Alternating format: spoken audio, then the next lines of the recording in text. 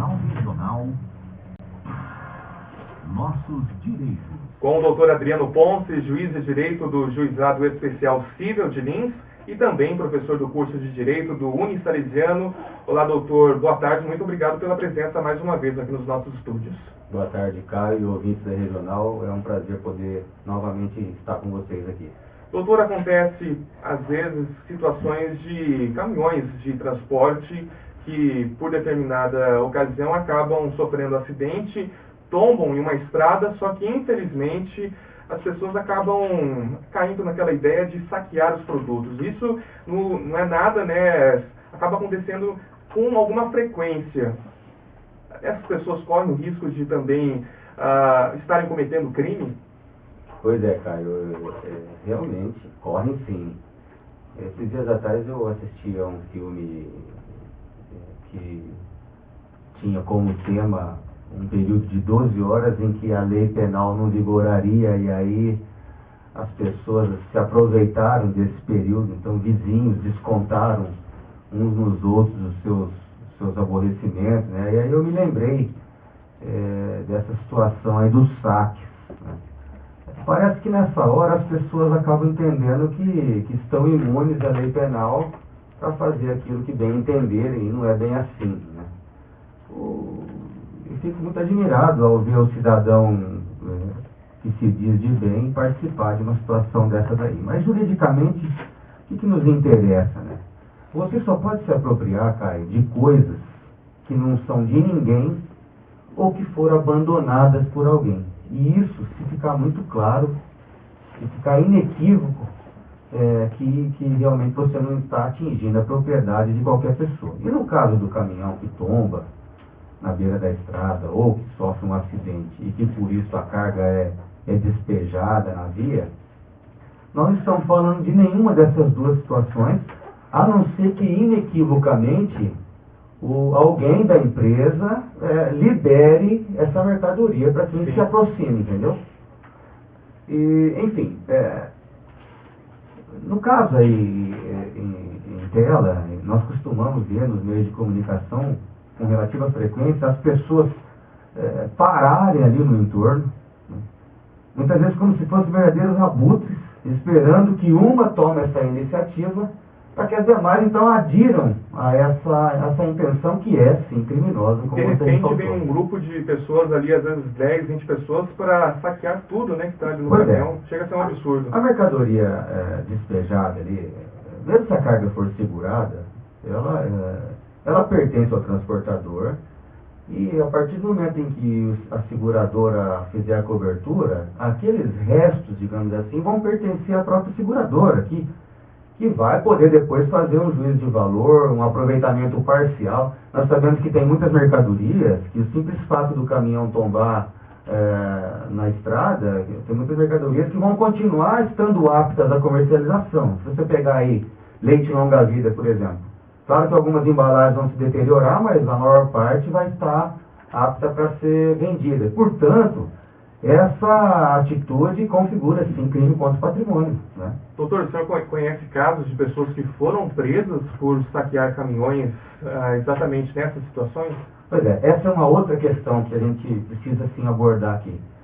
Parece que as pessoas, Caio, entendem que é normal saquear. E aí eu incluo muitas vezes o próprio motorista e às vezes até policiais, sabe? Que, além de se omitirem, acabam também participando, também se apropriando. O que tem que ficar bem claro para essas pessoas? E eu volto a repetir: somente se um representante da empresa comparecer e doar os produtos é que não haverá crime. Em caso contrário, o motorista que agir contra os interesses da sua empresa, ou doando esses bens, né, se ele fizer a doação por si só, é claro que as pessoas ali vão estar acobertadas, né? Mas se ele simplesmente se omitir nos cuidados que tem que ter para que não haja saque, ou o próprio policial militar se omitir da mesma forma, ambos responderão pelos furtos. Por quê? Porque no direito penal a omissão passa a ser penalmente relevante quando a pessoa tem o dever legal ou o dever contratual de evitar o resultado, como é o caso aí do motorista e do policial isso. Então, nessa questão, a pessoa que participa de uma ação como essa pode responder sim como por furto, então. Pode responder, não só pode, como deve, se ficar claro ali que não havia qualquer motivo para que a pessoa entendesse que aquele produto estava à disposição dela, né? Que é o que normalmente acontece, especialmente logo depois do acidente. Se a carga, por exemplo, for segurada, vai ser necessário que um agente da seguradora compareça, vistorie, avalie a situação, para que defina, inclusive, se haverá cobertura. Quanto às pessoas que param ali, elas podem até responder por furto qualificado pelo concurso de agentes, se ficar demonstrado que houve uma soma de esforços, né? Já que a lei, no artigo 155, no parágrafo 4º, diz que o concurso de 2 ou mais indivíduos para a prática do furto implica numa pena qualificada que varia de 2 a 8 anos de reclusão. O senhor falou de um caso, né, em Penápolis que aconteceu recentemente, até eu me lembrava agora de uma situação também em Marília. Até a própria TVT chegou a divulgar um vídeo de um telespectador que mostrava ali na rodovia BR-153, ali na rodovia do Contorno, né, uma situação de um caminhão, se eu não me engano era de bebidas, agora vou lembrar exatamente. As pessoas chegavam ali levando já, cada um com seu malote ali embaixo dos braços.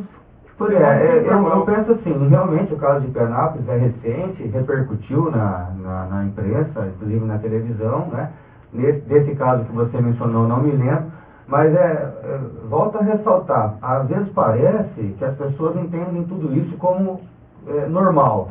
Então as pessoas que se dizem de bem vão, participam de uma prática que é criminosa e as autoridades, muitas vezes a gente fica claro que elas não tomam qualquer providência para evitar isso, né? Porque se tem ali pessoas filmando e depois jogam essas imagens na internet ou até repassam para a imprensa, é muito provável que alguma autoridade já tinha sido acionada naquele momento, né?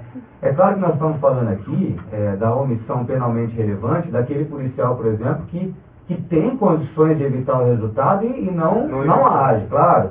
Se isso tudo importar em risco para ele, né, é claro que isso tudo vai ser considerado. Agora, se essas pessoas, no exato momento em que alguém tentar intervir, né, elas passarem a usar de constrangimento, de violência ou grave ameaça, aí a situação vai se agravar ainda mais.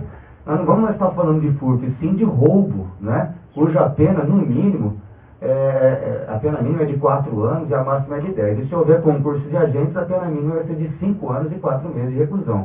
Portanto, fica a dica, né, para as pessoas que, porventura, estiverem passando pela rodovia nesse momento aí do tombamento ou do acidente, não parem, porque o risco de se envolverem, né, de vacilarem, de se envolverem, de responderem penalmente, acaba sendo muito grande.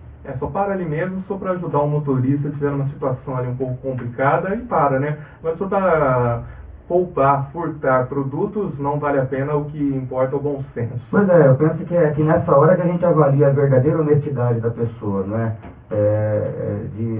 Se ela se aproveita de uma situação que é de aflição ali para o motorista ou para a própria empresa e age dessa forma, a reprovabilidade penal é indiscutível, né, dessa conduta. E não dá para entender porque certas pessoas acabam entendendo, sem qualquer tipo de embasamento, que podem fazer esse tipo de coisa. Doutor Adriano Ponce, juiz de Direito do Juizado Especial Cível de Lins e também professor do Unisalesiano, muito obrigado pela sua presença mais uma vez. Boa tarde, até segunda que vem. Um grande abraço a todos e uma ótima semana, Caio. Tá certo. Agora